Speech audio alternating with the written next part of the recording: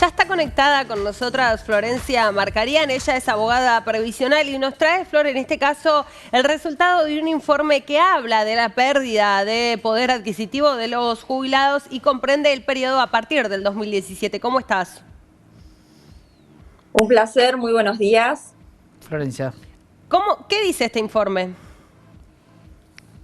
Tal como estabas comentando, que los jubilados y los pensionados desde el 2017 tienen una pérdida del poder adquisitivo de un 34%.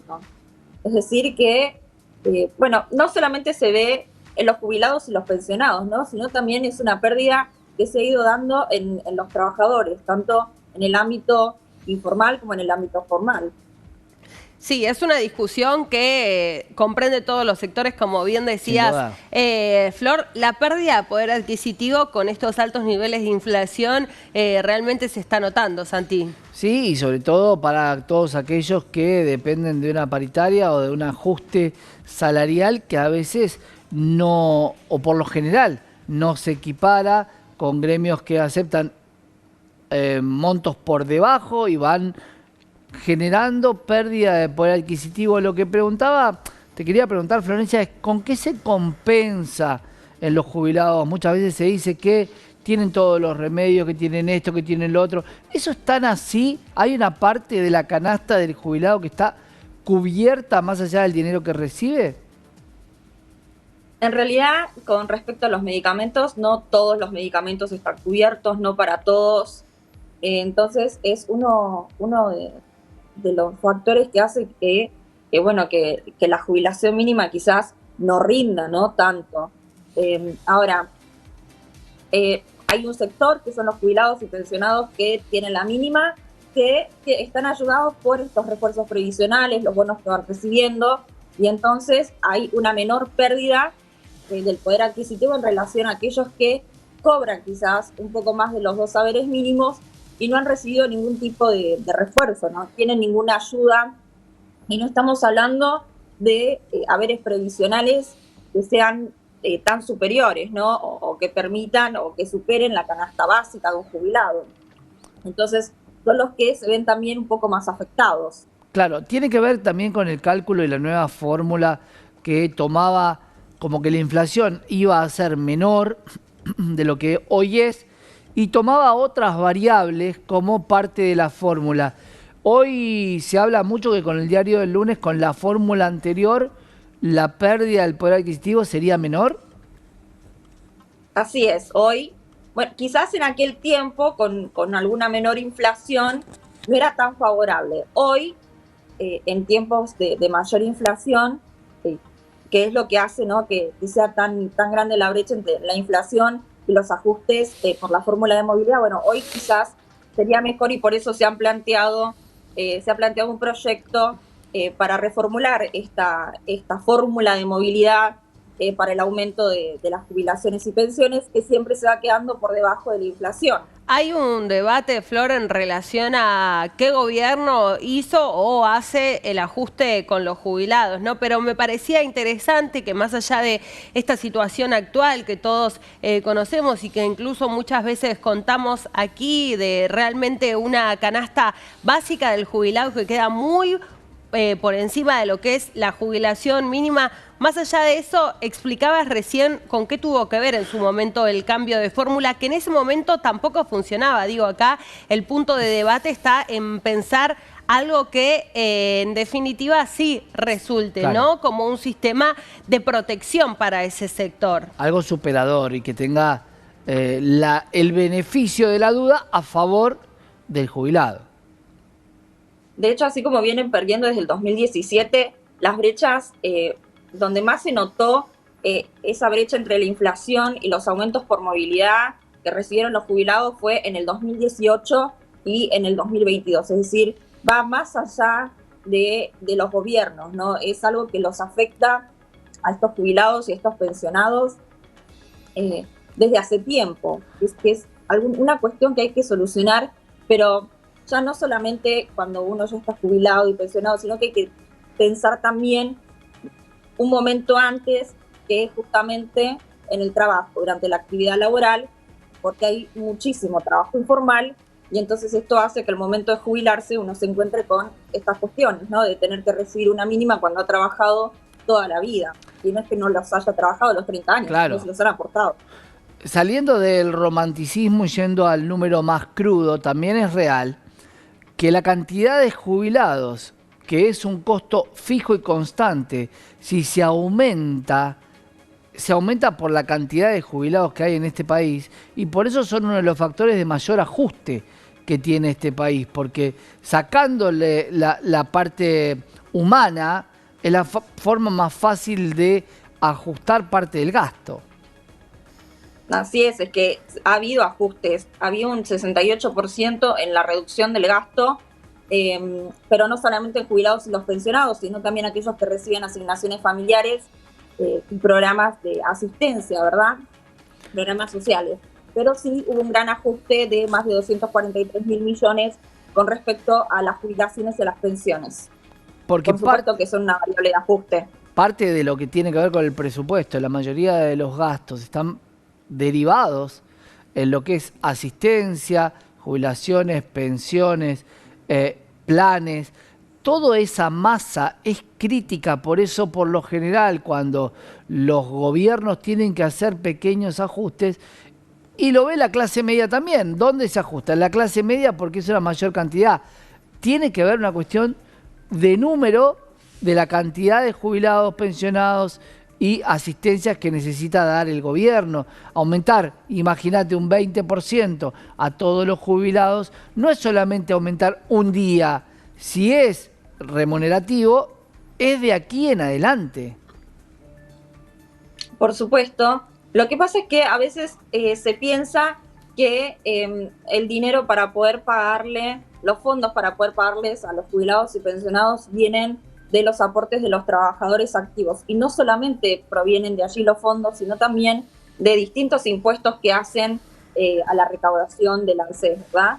Claro. Entonces, bueno, por supuesto que se utiliza en una infinidad de cosas como, por ejemplo, los programas asistenciales, pero también sí se está en condiciones de poder ayudar a los jubilados y a los pensionados, así como se otorgan los créditos, habría posibilidad de ayudar, por lo menos pensar que estos bonos que se van otorgando formen parte del haber como manera, ¿no?, de retribuirlos y no tener que depender de esta asistencia, de estos refuerzos trimestralmente.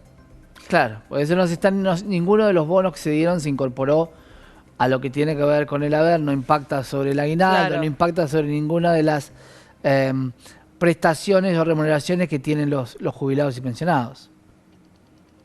Así es, y entonces, bueno, los jubilados sin esos bonos, sin este refuerzo, se encuentran con que en realidad no hay un aumento, sino que están, claro, cobrando menos de lo que vienen cobrando. Es lo que se llama por única vez. Claro. Por única vez, pero que sea prolongado. Sí, sí, claro, sí. Se necesita. Mencionabas lo que tiene que ver con la presentación, ¿no?, de algún proyecto de ley que busque reformular la forma de actualización del haber jubilatorio. ¿Qué tenemos que saber? Y la realidad es que, bueno, con estas épocas de gran inflación, se ha presentado un proyecto para que esa fórmula de movilidad sea modificada y sea actualizada por el índice por los UVA. Entonces, es una manera de acompañar a la inflación y que no se encuentren los jubilados siempre tan por detrás de esta inflación, ¿no? No poder llegar, no poder cubrir tampoco una canasta básica, ¿no?, de los jubilados, que ni pensar cuando uno tiene que alquilar y pagar las expensas, ¿no? Pero no alcanza para lo más básico, que son las medicaciones, el día a día. Claro, ahí cuando volvemos al UVA, todos nos tenemos que referir a lo que tiene que ver con una herramienta que se utilizó para créditos que tampoco funcionó. Si hoy vuelvo al crédito UVA y el próximo gobierno, por una cuestión de confianza, te baja la inflación al 30%, el jubilado va a cobrar muy poco. Va a acompañar la inflación, pero no va a recuperar nunca su poder adquisitivo. Por eso esas variables a veces terminan siendo brillantes desde el inicio y al final del camino me hubiera quedado con lo otro que hubiera ganado más. Claro, que es lo que nos sucede en estos tiempos, ¿verdad? Que uno comparando las fórmulas dice, bueno, en aquel tiempo no funcionaba, hoy estaríamos mejor y posiblemente. En realidad la fórmula de movilidad tendría que, bueno, que acompañar en realidad esto de mantener un nivel de vida Sí, similar al que tenían cuando uno estaba la canasta en la actividad, básica, ¿no? digo, ¿no? Tal cual. Sobre todo Sí. eso, tomar eso como referencia, porque ese es el índice de precios o de bienes y servicios a los que acceden. Incluso cuando se planteaba la posibilidad de acceder a estos créditos, decíamos, en realidad los jubilados o los toman para un familiar o para pagar deuda de justamente ese costo de vida que no pueden mantener, porque creo, Sí. Flor, que la canasta básica del jubilado está en alrededor de los 200.000 pesos, que ni siquiera con 2 jubilaciones mínimas lo podemos cubrir, ¿no? Nos queda bastante por detrás. Queda bastante lejos poder cubrir esa canasta básica. Claro. Se necesitan, bueno, y encima es distinto, ¿no? Dependiendo de aquellos que reciben el bono, de los que no reciben el bono. Pero sí, tendría que, por lo menos, acompañar el valor de una canasta básica de los jubilados. Supongamos que vamos a una utopía y decimos que se fija como jubilación mínima la canasta básica. ¿De dónde se sacaría el dinero? Porque después vas a tener que poner un impuesto recaudatorio y todos van a decir nuevamente, nos están matando con los impuestos a los que trabajamos. ¿Cómo se hace, te parece, Florencia, en toda tu experiencia, como para poder anclar esa expectativa de la canasta básica al ingreso básico que tenga un jubilado? Hoy parecería prácticamente imposible si no existiera abundancia en este país. Por el momento se pueden acompañar las jubilaciones en los valores en los que están, ¿no? Si uno pensara en que, bueno, todo funciona y pueden llegar la mínima a una canasta básica y, por supuesto, aumentar a los demás jubilados que han aportado, han tenido el privilegio de que les hayan aportado durante los 30 años. La realidad es que los impuestos acompañan también, hacen a ese fondo de recaudación del ANSES.